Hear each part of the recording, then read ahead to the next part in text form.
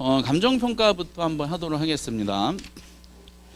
감정평가가 이제 186페이지부터 이제 들어가요. 근데 아까 쭉 넘겨봤는데 문제가 그렇게 많지는 않더라고요. 그래서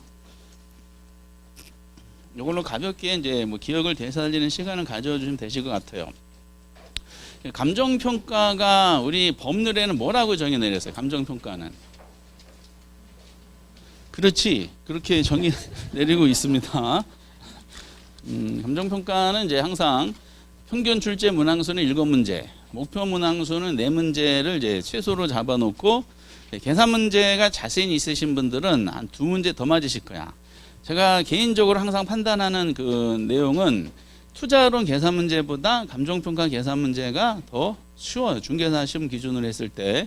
왜 그래요? 투자론은 문제가 계속 진화되잖아.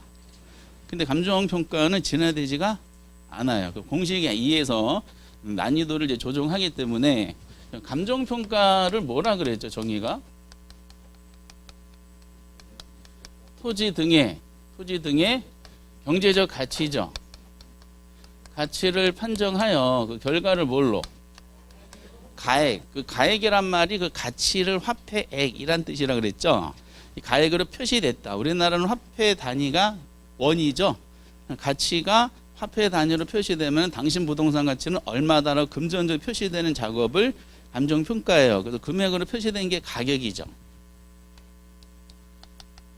결국 이제 가치를 판정하여 가격으로 표시하는 작업, 이렇게 해석이 되는 거죠. 그러다 보니까 여기서 주제가 생겼죠. 그럼 가격은 뭐고 가치는 뭘까? 이 관계가 이제 큰 주제는 아닌데 중간 주제로 이제 등장을 하죠. 이때 가치는 추상적이야, 구체적이야? 추상적이고 주관이요, 객관이야? 주관이죠. 근데 추상적이며 주관적인 가치를 객관적이면서 구체적인 가격으로 표시하는 작업이 결국 감정평가다라는 내용이 들어갑니다. 그러면은 두 가지 관계에 대해서 이제 정의를 구별하고 있기 때문에 그 문제 먼저 186페이지에 첫 번째로 가치와 가격에 대한 1번 문제예요. 문제가 이거 하나밖에 없어서 요거에 대해서 이제 주제를 삼아야 됩니다. 이렇게. 그러면 감정평가에서 가치와 가격과의 관계를 도출하는 그 과정이 이제 있어요. 여러분 감정평가 이제 기억은 이제 전혀 안 나실 텐데, 감정평가 그 우리 규칙에 보면은 여러분 감정평가 절차가 있죠. 절차가 몇 개 있어요? 7단계예요? 아니면 87만 단계야? 그렇지. 그렇지. 첫 번째가 뭐예요? 올해는 뭐 절차는 안 나오겠죠. 2년 전에 절차가 나왔으니까 기본적 상황의 확정. 두 번째는 처리계획의 수립. 세 번째가 대상 물건의 확인, 자료 수집 및 정리, 자료 검토 및 가치 형성 및 분석, 평가 방법의 선정 및 적용, 마지막에 평가 금액의 결정이죠. 결정이 표시 이렇게 되어 있어요. 기처대 자자 평평 이렇게 되어 있고, 우리 안 나온다 그랬죠. 그러면서 여기서 이제 기본적 사항 확정하는 요 내용이 중요하죠. 기본적 확정할 때 내용이 몇 개 있었어요? 8개. 이건 꼭 알아두셔야 돼. 그래서 의대, 감기, 조기, 자수. 첫 번째가 뭐야? 의뢰인, 대상 물건이고, 감정평가, 목적. 그 유명한 네 번째가 나오죠. 기준 시점. 기준 시점이 이제 끊임없이 그 전체 감정평가 내용을 이제 관통하게 될 겁니다. 다섯 번 감정평가 조건. 지금 논하는 것이 기준 가치죠.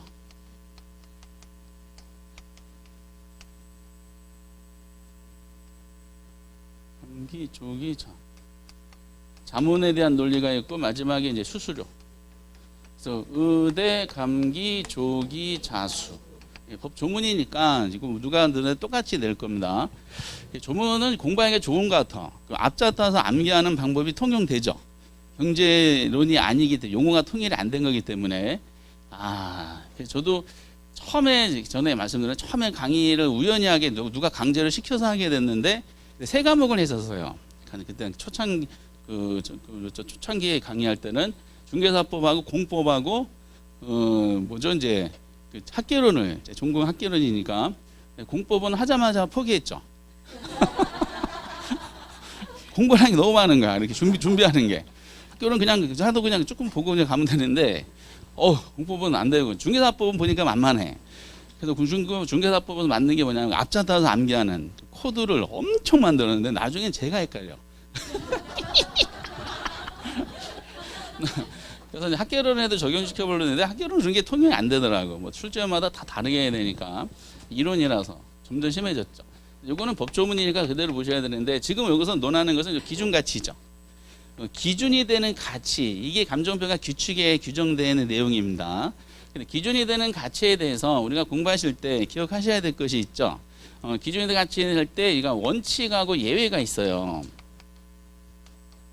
우리는 무슨 가치 구하는 게 원칙이죠? 자주 나오지. 규칙 문제 냈을 때. 그렇죠. 시장 가치 구하는 게 원칙이에요.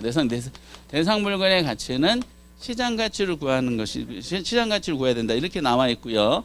예외적으로 뭐예요? 법 조문대로 공부하셔야 돼요. 시장 가치, 외의 가치 이렇게 되어 있습니다. 그러면 이제 시장 가치는 뭐고 시장 가치, 외의 가치는 뭘까 할 때 당연히 시장 가치에 대한 정의만 내려주면 되죠. 그래서 이것도 이제 자주 나오지. 얼마 전에 정답 체크도 했지만은 시장 가치가 무슨 뜻일까? 어쨌든 원칙이 시장 가치로 규정이 되어 있고 개념을 논할 때는 여러분들 몇 개, 키워드 중요한 게 몇 가지 있어요.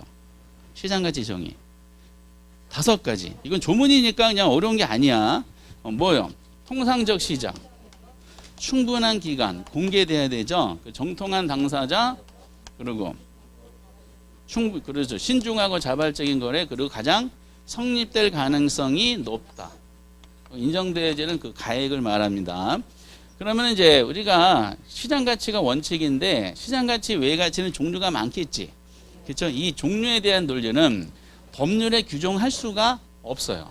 없기 때문에 여기부터는 실무에 맡기죠. 실무에 맡기면서 우리는 이제 연결되는 게 있죠. 그나마 가끔 나오는 게 이제 뭐 교환 가치, 그리고 이제 투자 가치, 그리고 사용 가치, 뭐 장부 가치, 뭐 보험 가치, 이런, 그리고 공익 가치, 보상 가치, 뭐 담보 가치, 경매 가치, 붙이기 나름이야. 그러니까 이처럼 가치 종류는 많다, 적다. 많다. 그 무수히 많은 가치 중에 감정평가할 때는 어떤 그 기준이 되는 가치를 정해놓고 시작해야 되는데 기준이 되는 가치를 이제 시장 가치라고 이제 원칙을 정해놓고 이제 상황에 따라서 평가사들한테 시장 가치 외의 가치도 구할 수 있도록 허락해 줍니다. 그럼 이걸 통해서 알 수 있는 게 가치하고 가격은 좀 다를 수 있겠구나. 그런데 지금 쭉 보신 것처럼 감정평가 작업이 가치를 판정하는 게 본질일까요? 가격으로 표시하는 게 본질일까? 그렇죠. 정확하게 답변하셨는데 감정평가는 이제 가치 판정이 본질이에요. 정확하게 알고 계셨습니다. 야, 역시 대단하십니다. 가치가 왜곡되게 판정이 되잖아요. 그러면 가격이라는 것은 왜곡되게 판정된 가치를 시장에 내놓기 위해서 화폐 단위로 붙여가지고 표시할 뿐이야. 그럼 평가사가 어떤 물건의 가치를 왜곡되게 판정하면은 그 가격도 어떻다? 왜곡되게 되는 거야. 그래서 가치를 판정하는 게 감정평가의 본질이 되는 겁니다. 지금. 그래서 이제 이거는 뭐 감정평가뿐만 아니라 일반 그 주식 투자하시는 분도 이런 경우가 많이 있죠. 삼성전자 뭐 저는 잘 모르겠지만 삼성전자 주가가 막 떨어진다며요. 그 좋은 거야, 나쁜 거야? 그 대빵 좋은 거잖아.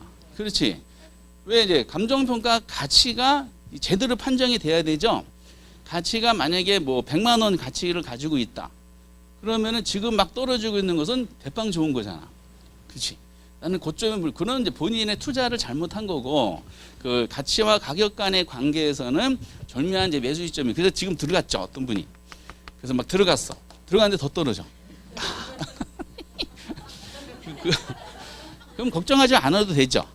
그 논리가 이제 그 가치가 그래서 제대로 판정만 되면은 버틸 수가 있는 거지. 근데 이제 그 가치가 왜곡되게 판정되는 순간에 그러니까 삼성전자 가치가 원래는 본질이 10,000원이었는데 만약 100만 원으로 평가했어요.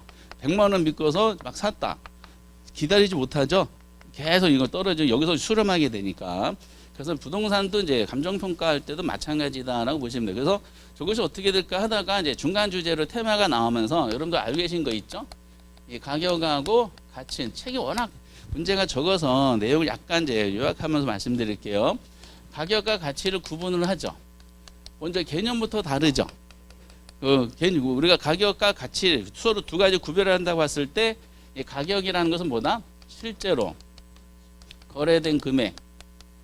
가장 암축적으로. 이거는 이제 출제마다 표현이 달라요. 매수자가 매도자한테 지불한 금액. 매도자, 매수자 간에 서로 교환한 금액. 이렇게 해요. 매도자, 매수자 간에 이제 서로 이제 실제로 거래된 금액. 이렇게. 의미만 통하면 되는 것이지, 뭐 어떤 문구를 막 암기한다 그래서 그대로 나오는 것은 아닙니다. 이건 이론이지 법조문이 아니니까. 근데 이제 가치는 어떻게 정의내려요? 부동산은 수명이 길죠. 수명이 기니까 장래를 봐야 되죠. 장래 그 물건이 누구한테? 부동산 소유자에게 가져다 줄 걸로 예상되는 이익에 무슨 가치? 현재 가치. 이렇게 정의 내려요. 줄여가지고 그냥 장래 이익의 현재 가치.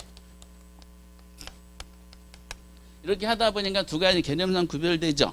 그럼 실제 거래된 금액이라 그랬죠. 그러니까 가격은 과거, 현재, 미래지 무슨 값이라 그래요?